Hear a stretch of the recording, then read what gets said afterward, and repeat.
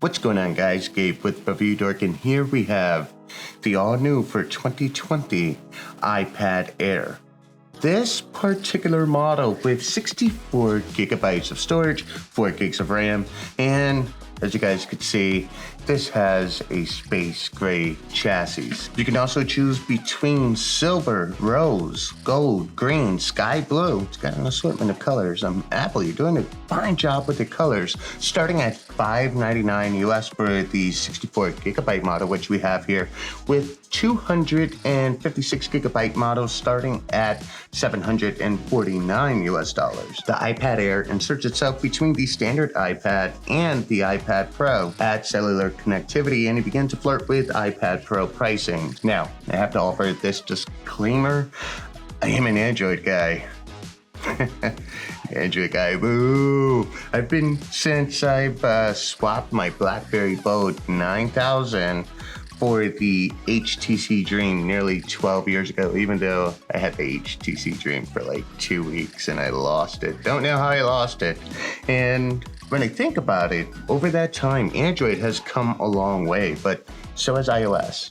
The iOS fans rejoice, and Android fans, hear me out before you make me walk the plank. So when someone says the word tablet, what comes to mind immediately is the iPad. I mean, come on, I dare you say Lenovo or Fire HD. I mean, even in the beginning, no one was using a Galaxy Tab.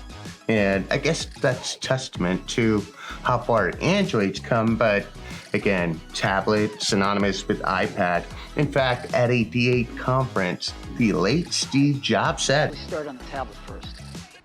I had this idea of being able to get rid of the keyboard, type on a multi-touch glass display. And I asked our folks, could we come up with a multi-touch display that we could type on? I could rest my hands on and actually type on.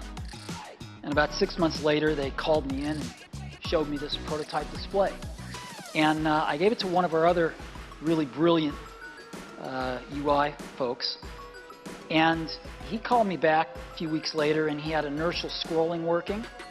When I saw the rubber band, inertial scrolling, and a few of the other things, I thought, oh my God, we can build a phone out of this. That phone later becoming the iPhone, but the project that we know now as the iPad was reportedly called Safari Pad, and thank God that name didn't stick. You imagine a bunch of fourth graders saying, "Hey, he took my Safari Pad." Steve Jobs was a genius, and he made the right call because Apple is now on pace to sell a lifetime total of 2 billion iPhones by the end of 2020. Now, I found it important to include that backstory because, again, it just gives you context as to how far the iPad and the iPhone have come. So first, let's look at the design. A metal aluminum chassis is made of 100% recycled aluminum, guys, that shares the same design language as the iPad Pro, but also the latest iPhone 12. But unlike the iPad Pro sporting a Bionic A12Z chip, the iPad Air comes with Apple's latest A14 Bionic chipset. Actually, you know what? I got dyslexic right there, right? I said A14 Bionic or Bionic A12Z. Anyways, you guys get what I'm saying. But I guess you would call this a bigger iPhone 12 or an iPad Semi-Pro, which that's how I feel when I watch the New York Giants play in the NFL. Now, this fits a 10.9-inch LED IPS 60Hz display with 2360 by 1640 resolution into the same footprint as the base model iPad.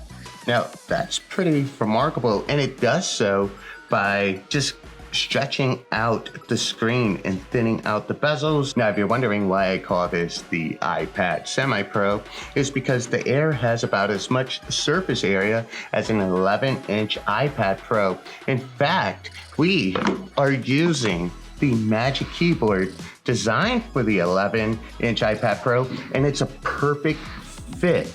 It's also a must productivity and distance learning, so if you're thinking of getting your kiddo or maybe even for yourself a productivity device that also doubles as an educational tool, and then doubles again as a media consumer device, then this one's for you. Also, the display. I don't know if you guys can see that there, but it has an anti-reflective coating, making it, well, I guess, less reflective. A fingerprint-resistant oleophobic coating. I almost messed up on that word, oleophobic. Can someone comment in the comment section below and just give me, like, I don't know, the meaning of oleophobic? And it gets bright. And you guys can see this here. 500 nits bright. That's brighter than the Dell XPS, guys. And the Dell XPS has an amazing screen. Now, the iPad Air lacks the iPad Pro's OLED 120Hz ProMotion display with 240Hz touch sampling, and the truth is, I don't miss it. As I bounce from device to device, I can tell you that, yeah, I do get spoiled with the buttery smoothness of the display, but it really doesn't change how I interact with either of them. Now, this is OLED, this is LED. All right, so we'll just simplify everything I just said. You know, which display is better? Everybody knows OLED's better. But is it really worth the $200 premium? Well, you guys be the judge. Let me know in the comments below. The second generation pencil is also supported. It's the perfect accessory to the iPad Air. It's matte white and it's round with a flat side, so it doesn't roll off the table. It also attaches and charges on the side of your iPad magnetically. Now, the pencil latency will vary from app to app, but it's definitely not a deal breaker. What we found were native apps perform better than third-party apps, and that's to be expected since Apple is optimizing the pen and the experience in-house. But Procreate works flawlessly without any perceptible lag. So why the Air in iPad Air and not iPad Goldilocks? Because that is what this device feels like. Honestly, the reason why they call it the Air is because basically it weighs 1 pound or 458 grams. But it is dwarfed by the iPad Pro, and you really don't see it until you put these models next to each other. You have them side by side, and you can just see the world of a difference that 12.9 makes versus 10.9. But I don't know. Now that I think about it and I've experienced the iPad Air, I just find the iPad Pro to be a little unwieldy. The top and bottom of the tablet have powerful speakers, very similar to the iPad Pro. You do see the speaker grills on the side, and this gives real 2-channel stereo sound in landscape mode. Interestingly enough, times have forced Apple's hand, which never happens. I mean, it never happens. Says the iPhone 12 with its mainstay notch on the forehead. Everyone's trying to get like bezel-less screens, and the iPhone's like, nah, not me, I'm good, I'm gonna head out. But the really cool innovation is in the form of a power button that doubles as a fingerprint sensor. And you would find that on the upper right corner. So basically what you see here, you have shrunken bezels and no home button, but you can still use the fingerprint sensor so you don't have to unlock your face when you're wearing a mask. Applejack, you get that? Unlock your face. You gotta take your mask off just to get Face ID. That's a hashtag. Listen, guys, like, share, comment, share this video all over social media. Hashtag unlock your face. You heard it here first. That happened here. The iPad Air comes with a 20-watt USB-C power adapter and a charging cable. iPhone users, sorry. Apple says they want to reduce the environmental impact of its phones, but they said nothing about iPads, so that's a real gotcha moment. I'm sure we have chargers lying around anyways. But ditching the proprietary Lightning connector for the more ubiquitous USB-C connection is a plus. I mean, USB-C, yeah, just adopt it. Please, Apple, all across the board. In our testing, we were only able to squeeze about 6 hours of usage from the battery. Now, Apple says 10, but considering it's only a 28.6 watt-hour battery, and that's about half the size of a typical laptop battery, just consider me impressed. I mean, we have 51, 52 watt-hour laptops that won't last 2.5 hours off a charge. Now, the cameras. On the rear, we have a 12 megapixel wide camera with a fast f.18 aperture, and there is a 5-element lens in there, and it's able to do 4K video recording at 2430 and 60 FPS. Now, if your face has more nooks and crannies than a Thomas's English muffin, go ahead and record yourself in 1080p. It has HD video recording at 30 FPS and 60 FPS and slow-mo video support. At 1080p, you can get 120 FPS or 240 FPS. You also get cinematic video stabilization at 720p and 1080p. So if you must, then I guess you can, but I don't think many of us will be buying an iPad to launch your YouTube careers. Speaking of careers, many of us are working from home, and that's where the FaceTime HD camera comes in for the win. As you negotiate your next raise or promotion or resignation over Zoom, you imagine that you're on Zoom and they're like, can't see you.